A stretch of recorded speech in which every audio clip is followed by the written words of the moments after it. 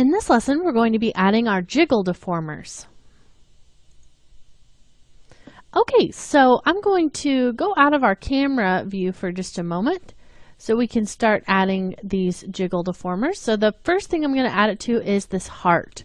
So we'll go ahead and come up to our deformers, and jiggle is going to be located right there. So let's go ahead and we'll just drop that underneath the heart.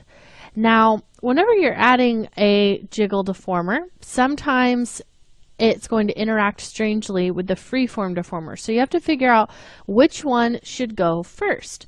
So if I go ahead and hit play, see that that actually looks pretty good with the jiggle coming first and then the freeform deformer. Now, if I switched these, we'll come back up here. You see, now it can start to look a little more strange, and this could happen even worse with the intestines.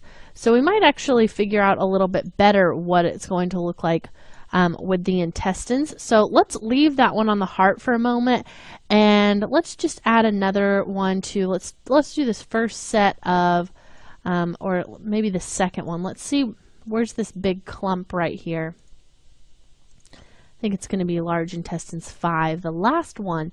So we'll add the jiggle deformer to this right here. We're going to add it to all of them in a moment, but just so we get the idea of which one we want it to be on, we'll just drop it underneath that large intestines 5, and you can see how those move together and how the movement starts to change things. So obviously on the heart we don't want that much interpenetration, because it kind of goes through the rest of the guts, but we can start to really change the settings on those a lot. So now the most important place that we need to figure out what order the freeform deformer and the jiggle deformer go in is with the small intestines here at the end. So if I create another one of these and we drop it underneath the geometry on the small intestine, it's important you drop it under the geometry and not under the hypernerves, so just be aware of that. You can see, oh man, we're getting some crazy looking stuff. So it's important for the freeform deformer to go first, it looks like, for this one. So we'll go ahead and put that freeform deformer above the jiggle, and same here. The heart really looked okay both ways, but the freeform deformer being on top of the jiggle deformer here is really going to make a difference. So you can see we don't get that weird shifting. That looks a lot better. So you see, they're not parented. If they were parented, there would be a plus sign or a minus sign on one of them. They're at the same level. It's just that the freeform deformer is going to be calculated after the jiggle. The thing at the base of that will be calculated first. Okay, so that's a good way to remember it. The jiggle needs to be calculated first. And because of that, if you're trying to use the jiggle, let's say with, let's say you did for these intestines a spline and some sweep nerves, it wouldn't really work right, and it would take a really long time to calculate. So it's better to go ahead and bake down your geometry into a polygon shape like this and then work from there. So I already have that done for you, and I actually did it in a way where if we come back here to the beginning, if I disable this hypernerves, you can see it's really jagged and ugly looking. But once we have the hypernerves on, it looks pretty again. So you can do that and make them where they're not very smooth, and then just add the hypernerves, and it's really going to speed up your workflow tremendously, because once you start adding things like freeform deformers and jiggle on everything, you're going to really slow your system down, and you'll have to work just from previews, and that's not very fun. You want to be able to still work in your timeline. Okay, so let's start to figure out how we need to change some of these settings. So with our small intestines, I think those are actually looking pretty good with the default settings. Now there it gets a little crazy. So one thing we can change is we can go in here into the jiggle, and you want to make sure you're on the object tab, and you can turn down the strength. That's the easiest way to make it jiggle less. You could also turn up the stiffness a little bit though, and that will make it not have so much elasticity. And you can turn up the drag a little bit as well, which is going to basically kind of simulate the same thing that we were doing with that FFD. So now if I hit the play button, you can see they're moving much less. And the drag is kind of almost like they're going to stretch out more here, but at the base they'll remain a little more stiff. So I think that looks really, really good, and it really is coming together nicely with the fact that we already have that freeform deformer on that one. Okay, so I'm going to turn off this background because that's kind of throwing me off here, and we'll just be looking at this. And let's go back to our first frame and start to edit the jiggle for the heart. So the strength, let's turn it down a little. Definitely more stiff because it's not such an elastic kind of organ. We could add a little more drag as well. So now with those changes, let's hit play, and you can see now it's not really being swung back so far inside that it goes into those other organs and has, you know, the side of it push out. It just looks a lot more natural that way. But if you still feel like it's a little too jiggly, you could turn the strength down even more. You just want to make sure you keep doing it on the first frame or you might get some strange results.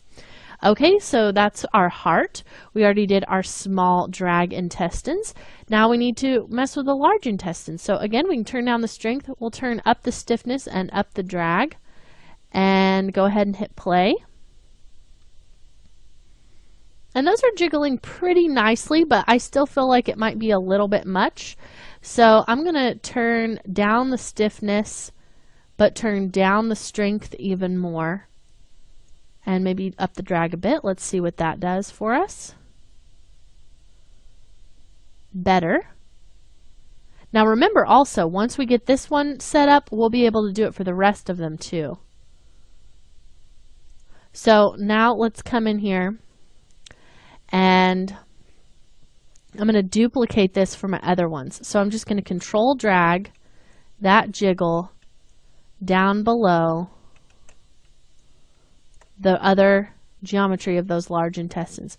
Now we're not going to set it up for the skeleton because obviously the skeleton wouldn't be jiggly. If I set it up for the skin, it's only going to cause a lot of weird interpenetration issues, so we don't want that to jiggle either. And it's up to you if you want to set it up for your light and dark organ, but if you do, you definitely want to come in here. We'll grab this one and make sure that it's parented beneath the dark organ. There you go. And you want the strength to be very small, so really, really low like that.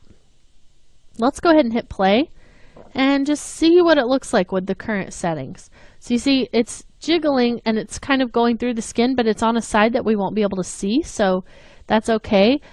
If you added it to this light organ, it's on the camera side, it's going to be really hard to make that not cause issues with the bones.